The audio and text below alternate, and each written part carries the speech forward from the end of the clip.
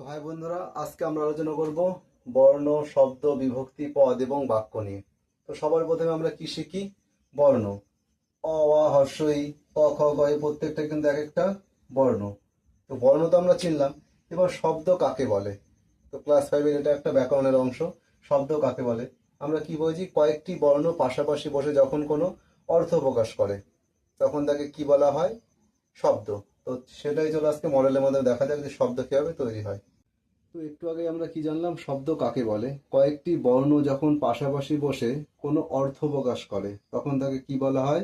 শব্দ। দেখো এখানে তো এই ক্লাসরুমটার মধ্যে অনেক বর্ণ দেখো বসে আছে। প্রত্যেকটা ছাত্রে আমি নাম দিয়ে দিয়েছি, কারোর নাম ল, কারোর নাম ম।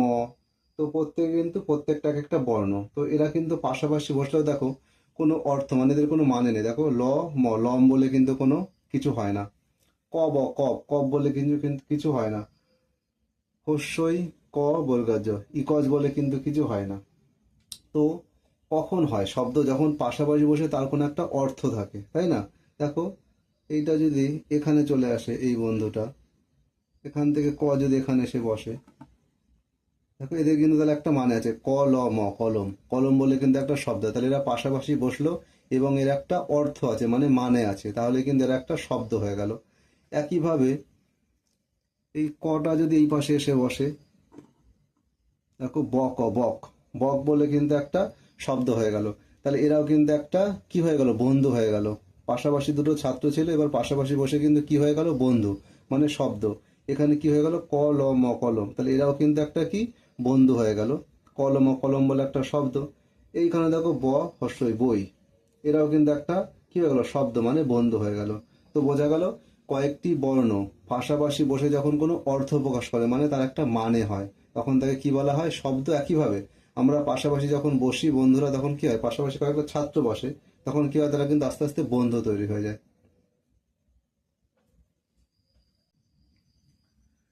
তো মডেলের মাধ্যমে আশা করি বোঝা গেছে যে শব্দটা কি করে তৈরি হলো। তো শব্দ তো তৈরি হয়ে গেল।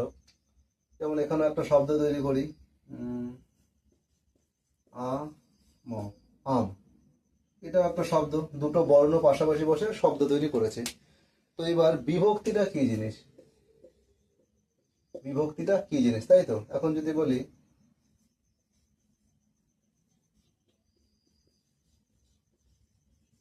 ধরো আমাকে একটা আম খেতে দিয়েছে, তখন আমের মধ্যে পোকা পেয়েছি, তখন আমি কি বলবো? আম পোকা। কিন্তু আমরা বলি না, আমরা কি বলি?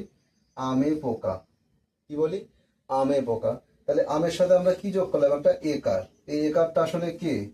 এই একারটা আসলে কিন্তু এ, মানে শব্দের সঙ্গে কি যোগ হয়েছে? এ। এ যোগ হয়ে কিন্তু আমে হয়েছে। তাহলে এটা কি আসলে? এটা হচ্ছে বিভক্তি। এটাকে বিভক্তি। ঠিক আছে, আমের সাথে এই যোগ হয়ে এটা একটা বিভক্তি। আরো দেখে নি।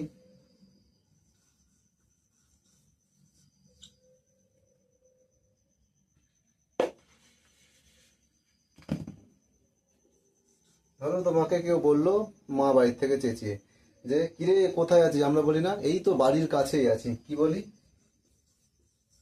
বাড়ির কাছেই। কিংবা বলি বাড়ির পাশেই খেলা করছি, তাই না? তো কথাটা তো আমাদের বাড়ি, তো বাড়ির সাথে একটা র যোগ করেছি, বাড়ির। এইটাও কিন্তু একটা বিভক্তি। এইটাও একটা কি? বিভক্তি। তারপর আরো কিছু দেখে নি। আরো বিভক্তি কি জিনিস?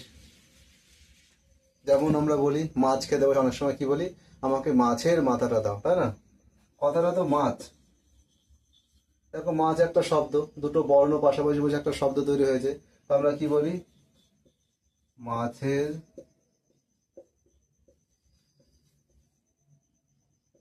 মাথা দাও। খেতে বসে আমরা অনেক সময় বলি মাছের মাথা খাওয়ার জন্য বলি মাছের মাথা দাও। তো এটা একটা বাক্য। তো কথাটা শব্দটা তো ছিল মাছ। তা মাছের সাথে আমরা কি যোগ করি? একটা এর। মাছ যোগ এর। এই এরটা কে? এই এরটাও কিন্তু একটা বিভক্তি।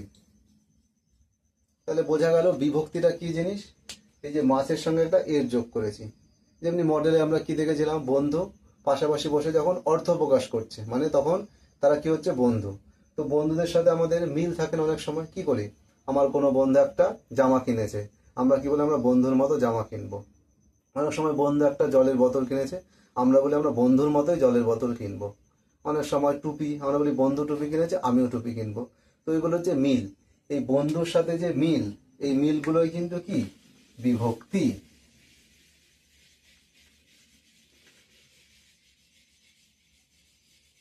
তাহলে শব্দ বন্ধু তৈরি হয়ে গেছিল, বন্ধু যোগ মিল।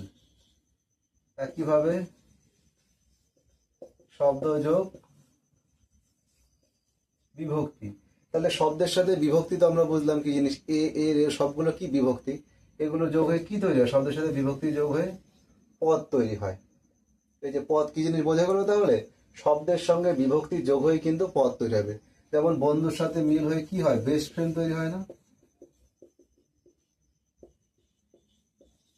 Best friend.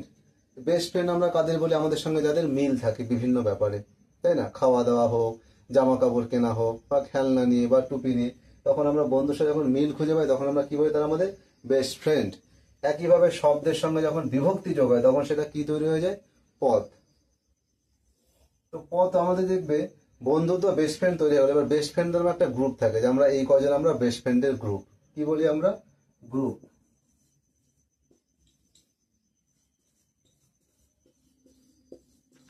বেস্ট ফ্রেন্ডের কি বলে, একটা গ্রুপ, অনেকগুলো বেস্ট ফ্রেন্ড মিলে।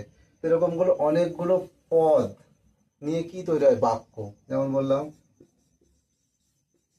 আমি গাছে উঠবো। দেখো এই যে গাছ, কথাটা তো ছিল গাছ, তাহলে গাছ তো শব্দ একটা, গাছের সাথে কি যোগ হয়েছে, এ যোগ হয়েছে, এ যোগ হয়েছে কি তৈরি হয়েছে, এটা একটা পদ তৈরি হয়েছে। সেই পদটা কোথায় গিয়ে বসেছে, বাক্যে। তাহলে সব বর্ণ থেকে শব্দ তৈরি হলো, শব্দের সঙ্গে বিভক্তি যোগ হয়ে কি তৈরি হলো, পদ। এই পদগুলো কোথায় বসে, বাক্যে। যেমন এখানে বেস্ট ফ্রেন্ডরা কোথায় বসে, গ্রুপে। আমাদের বেস্ট ফ্রেন্ডের কি থাকে, একটা গ্রুপ থাকে, আমরা কি বলি, এটা আমাদের বেস্ট ফ্রেন্ডের গ্রুপ। ঠিক একইভাবে এই পদগুলো কোথায় গিয়ে বসে, বাক্যে। যেমনি বাক্য তেমনি একটা বেস্ট ফ্রেন্ডের গ্রুপ।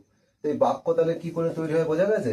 সব বর্ণ থেকে শব্দ তৈরি হয়, শব্দের সাথে বিভক্তি তৈরি হয়, বিভক্তি শব্দের সাথে বিভক্তি যোগ হয়ে পদ তৈরি হয়, সেই পদগুলো কিন্তু বাক্যে বসে। তার মানে শব্দ বিভক্তি না হলে কিন্তু পদও হবে না, আর বাক্যে বসাও যাবে না। যেমন আরেকটা উদাহরণ দিই,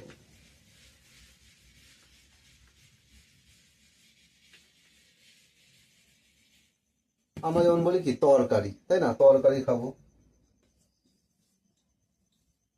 ধরো তরকারিতে লবণ বেশি হয়, তখন আমরা কি বলি,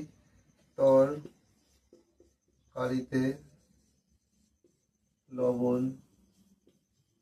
বেশি হয়েছে। তরকারিতে লবণ বেশি হয়েছে, এখন আমরা যদি কথাটা বলতাম তরকারি লবণ বেশি হয়েছে, তাহলে কি সেটা বোঝা যেত, এটা কিন্তু একটা বাক্য হতো না। দেখো বাক্য কিন্তু হতো না। তাহলে তরকারিটা তো একটা শব্দ, তরকারির সাথে কি, তাহলে শব্দের সাথে কি যোগায়, বিভক্তি। তাহলে তরকারিতে তে, এই তেটা কি, এটা কিন্তু বিভক্তি, আর এটা কি একটা শব্দ। আর এই শব্দের সাথে বিভক্তি যোগ হয়ে কি তৈরি হয়েছে, তরকারিতে একটা পদ তৈরি হয়েছে, এটা একটা কিন্তু পদ। এই তরকারিতে কিন্তু পদ, তরকারিটা শব্দ, তেটা হচ্ছে বিভক্তি, আর এই দুটো যোগ হয়ে কি হয়েছে, পদ। এই পদটাই কিন্তু বাক্যে গিয়ে বসেছে। তার মানে শব্দের থেকে পদ তৈরি না হলে বাক্যে বসবে না। যেমনি বেস্ট ফ্রেন্ড না হলে আমাদের বেস্ট ফ্রেন্ডের গ্রুপ তৈরি হয় না, ঠিক একইভাবে এই শব্দের সঙ্গে পদ বিভক্তি যোগ হয়ে পদ না হলে বাক্যে বসা যায় না। ঠিক আছে, তো আশা করি বোঝা গেছে যে বর্ণ, শব্দ, বিভক্তি, পদ এবং বাক্যগুলো কি জিনিস। তো আজকে এইটুকুই ছিল।